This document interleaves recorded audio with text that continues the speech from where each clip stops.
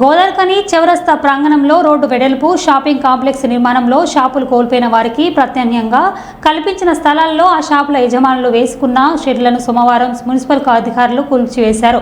శుక్రవారం మాజీ MLA Korukanti Chander BRS నాయకులతో కలిసి మున్సిపల్ అధికారులు కూల్చిన షెడ్లను పరిశీలించారు. బాధితులతో మాట్లాడారు.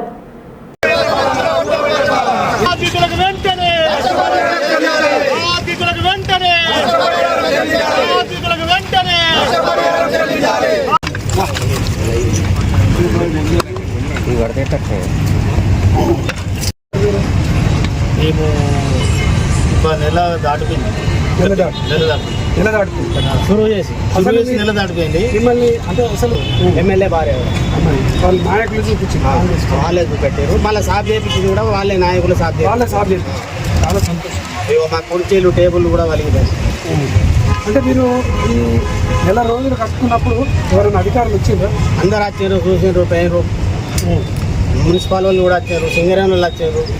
వాళ్ళందరి దగ్గరికి పోతే ఏమన్నారు అంటే ఎమ్మెల్యే దగ్గరికి పోతే ఏమన్నారు, అమ్మకి కలిసి ఎమ్మెల్యే గారు చూసుకుంటారు బాగున్నారు. అంతే. ఎమ్మెల్యే గారిని కలుద్దామని ఆలోచనతో ఉన్నాం. అయితే ఆయన వస్తలేడు. రేపు వస్తారు కావాలి, రేపు వస్తారు అని చెప్పి ఇన్ఫర్మేషన్ ఉండడం వల్ల సరే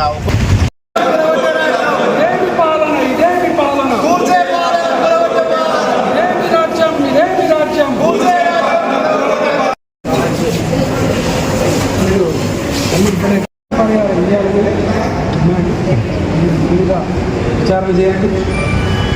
వీళ్ళకి వెంటనే వాళ్ళకి ప్రత్యామ్నాయ స్థలాన్ని కూడా చూపెట్టాలి. ప్రత్యామ్నాయాన్ని చూపిస్తామంటేనే అప్పుడు వాళ్ళు డిమాండ్ చేయడానికి ఆ ప్లేస్ నుంచి వాళ్ళు ఆక్యుపై చేసుకోవడానికి అనుమతి ఇచ్చారు. వాళ్ళకి అంబేద్కర్ మంచి ఫోటోని. అసలు రామగుండంలో ఏం జరుగుతుంది? ప్రతి ఒక్కరూ అయోమయంలో. ఈరోజు చిరు వ్యాపారస్తులు అందరూ కూడా అసలు మా దుకాణం ఎప్పుడు కూర్చుతారు, మేము ఎప్పుడు రోడ్డు మీద పడతామో అనేటువంటి భయాందోళనలు ఎలా కల్పిస్తున్నటువంటి సందర్భం ఈ యొక్క ప్రజాపాలన కాంగ్రెస్ పాలనలో ఈ గోదావరిఖని రామగుండంలో జరుగుతూ ఉన్నది. సుందరీకరణ పేరిట, రోడ్ల వెడల్పు పేరిట జరుగుతున్నటువంటి యొక్క దారుణ కాండ అసలు ఎవరు దీనికి బాధ్యులు కూడా అర్థం కానటువంటి పరిస్థితి. రోడ్లు వెడల్పు చేస్తున్నామని చిరు వ్యాపారస్తులను పట్టుకుని దుకాణాలు నడుపుకునేటువంటి వాళ్ళు. మంగళ షాపు తిరుపతి ఎలా ఇది కూరగొట్టి రణంగానే హాస్పిటల్లో పడ్డాడు పాపం ఆయన. ఇట్లా 12 షాపులు ఎలా ఒక్కొక్కరు ఎలా హోటల్ అయినా 3.5 లక్షలు ఖర్చు పెట్టిండట. అసలు ఏం జరుగుతుంది? ఎవరికి నష్టం జరుగుతుంది? అసలు వీళ్ళ మీద మీకు కక్ష ఏంది? ఓటేసినటువంటి ప్రజలకు సహాయం చేయాలి కానీ ఈ కక్షతోని వాళ్ళకు ఉన్నటువంటి వ్యాపారాన్ని రోడ్డు మీద పడేసి వాళ్ళకు నోట్లో ఉన్నటువంటి అన్నాన్ని తినకుండా చేసేటువంటి ఆలోచన ఏంది? అందుకే ఇవాళ బీఆర్ఎస్ పార్టీ ఈ బాధితుల పక్షాన నిలబడ్డది. ఇలా బాధితుల పక్షాన డిమాండ్ చేస్తూ ఉన్నాం. అసలు వీళ్లకు అనుమతి ఇచ్చిన వాళ్ళు ఎవరు? జరిగిన నష్టాన్ని పూడ్చేటువంటి వాళ్ళు ఎవరు? అధికారులు మరి నెల రోజులు వ్యాన్లు వేసుకుని వచ్చి టార్చర్ చేసుకుంటా ఖాళీ చేసే కుటుంబంలో అక్కడ షాపులు కూలగొట్టారు. షాపులు కూలగొట్టినాక ఇక్కడ ఆల్టర్నేటివ్గా ఇక్కడ వేసుకుని టెంపరీగా అని చెప్పడం వల్ల మేము కట్టుకుంటూ పూర్తి కాలే. ఇంకా వాస్తవం చెప్పాలంటే ఇంకా కొద్దిగా బ్యాలెన్స్ వర్కే ఉంది. అయినా కూడా వచ్చి కూలగొట్టారు. ఇప్పుడు అక్కడ ఫస్ట్ షాపులు లాస్ అయిపోయినాం. మేము కట్టుకున్న షాపులు అక్కడ నష్టపోయినాము.